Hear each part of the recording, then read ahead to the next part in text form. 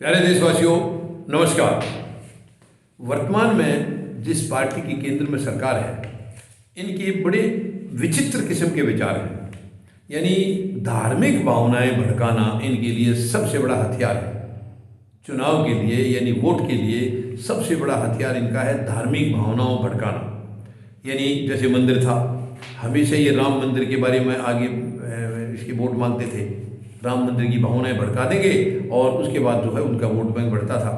दूसरा, अब क्योंकि राम मंदिर का आदेश हो चुका है, अब इनके पास और कुछ मुद्दा बचा नहीं है, तो ये काशी की तरफ चल पड़े हैं, उधर मथुरा की तरफ भागने लगे हैं।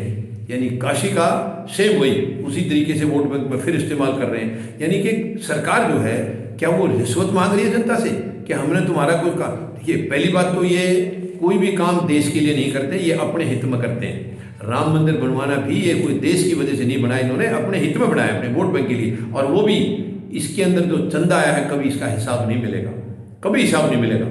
तो ये भी एक पैसे की कमाई का भी एक साधन है। खूब दुनिया भर का पैसा वहाँ पर आया है, दुनिया भर का, मगर खर्च कितना होगा वो कोई बताएगा नहीं। तो ये एक इनके पास कमाई का भी साधन है, उधर से वोट बैंक भी है। लेकिन अब एक का हो गया है तो अब ये काशी की तरफ खिसक लिए हैं, वहाँ भी वही भावनाएं इसी तरीके से भड़काने लगे हैं, उधर मथुरा में। इसके भी अलावा एक और बहुत बड़ा हथियार इनका गाय है, गाय के लिए।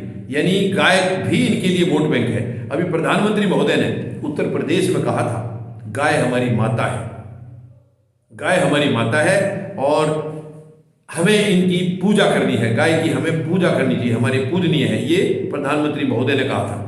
मैं प्रधानमंत्री महोदय से पूछना चाहूँगा, प्रधानमंत्री महोदय, क्या यही विचार आपके नेताओं के गोवा में भी हैं? गोवा में यही विचार हैं? गोवा में तो खुद कह रहे हैं, मनोहर पर्रिकर ने कहा था एक बार जब वो मुख्यमंत्री थे कि हम इंश्योर करेंगे कि बीफ यहाँ सबसे सस्ती हो, बहुत सस्ते रेटों पर मिले। वो तो वहाँ प्रचार कर रहे हैं, आप माता बता रहे हैं।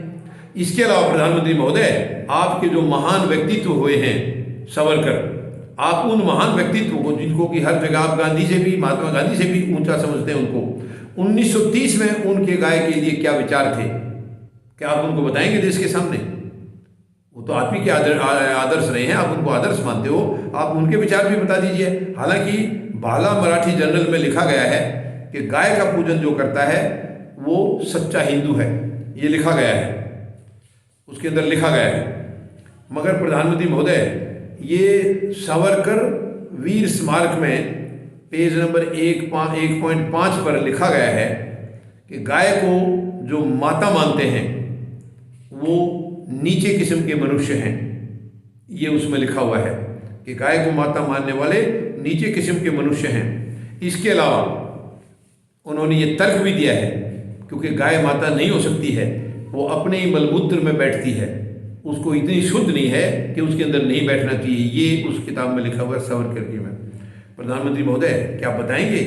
आप माता कह रहे हैं और वो क्या कह रहे हैं? इसके अलावा उन्होंने ये भी कहा है, क्योंकि जो लोग ये मुगलों से हमारा हारने का जो कारण था वो उन्होंने जस्टिफाई किया है कि मुगलों से हमारी जो हार हुई थी वो इसी वजह से हुई थी कि जो लोग गाय की सेवा में लगे हुए थे वो युद्ध कौशल को भूल गए थे, इसलिए हमारी युद्ध में हार हुई थी। ये उसी के अंदर लिखा हुआ है।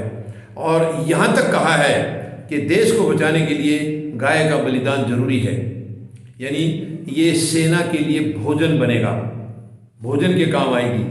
प्रधानमंत्री महोदय, आप कुछ तो बताइए इस देश को कि आपकी मानसिकता क्या है, आप चाहते क्या हैं, यानी कहाँ ले जाना चाह रहे हैं इस देश को आप? बहुत ही दुख की बात है, बहुत ही चिंता की बात है। आप गाय को एक तरफ पूजा करते हैं, एक तरफ उसको आप माता कहते हैं, एक तरफ आपके उसके बीफ को सस्ता कहने के आपके नेता कह रहे हैं, यानी उसको इसका भोजन के लिए उसको परोसने की बात कर रहे हैं। प्रधानमंत्री महोदय, ये डबल स्टैंडर्ड नहीं चलेगा। आप डबल इंजन की सरकारें बताते हो, लेकिन डबल स्टैंडर्ड भी आपका हर जगह चलता है। आप कुछ के आप भी वही है, मानसिकता आपकी अलग नहीं है, लेकिन आपकी मजबूरी है। आप उनको क्योंकि वोट लेनी है आपको, तो इसलिए आप वहाँ जाकर के माता कह रहे हैं, ताकि जो गाय से प्रेम करते हैं, गौ से जो लोग प्रेम करते हैं, वो आपको वोट दे दें। लेकिन प्रधानमंत्री महोदय, वो आपकी सियासत को अच्छी तरह से समझ गए हैं, आपकी चालों को समझ गए हैं कि आपके पास इवेंट है, हर चीज़ का इवेंट है। सच्चाई में, असलियत में आपके पास कुछ नहीं है, कुछ नहीं है देने के लिए। आप केवल वोट बैंक की राजनीति करते हैं और केवल आप धार्मिक भावनाओं को भड़का करके देश की वोट लेना आप चाहते हैं, लेकिन ऐसा अब होगा नहीं। काठ की हांडी बार बार नहीं चढ़ती है प्रधानमंत्री महोदय, आपकी तो चढ़ चुकी है, 2 बार चढ़ चुकी है आपने। दूसरी बार आपने जबरदस्ती चढ़ा ली, जबरदस्ती आपने ईवीएम से चुनाव करा लिया, वरना दूसरी बार में आपके लिए कोई गुंजाइश नहीं थी देश से वोट मिलने की। लेकिन अब जनता आगे समझ चुकी है, अब आगे आपकी ये धांधलेबाजी नहीं चलेगी। तो आप सोचिए प्रधानमंत्री महोदय, आप कहाँ खड़े हैं। बहुत ही दुखद है ये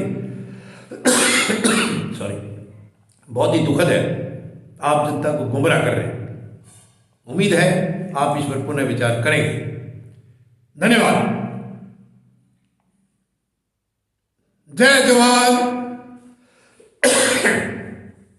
जय किसान, जय हिंद।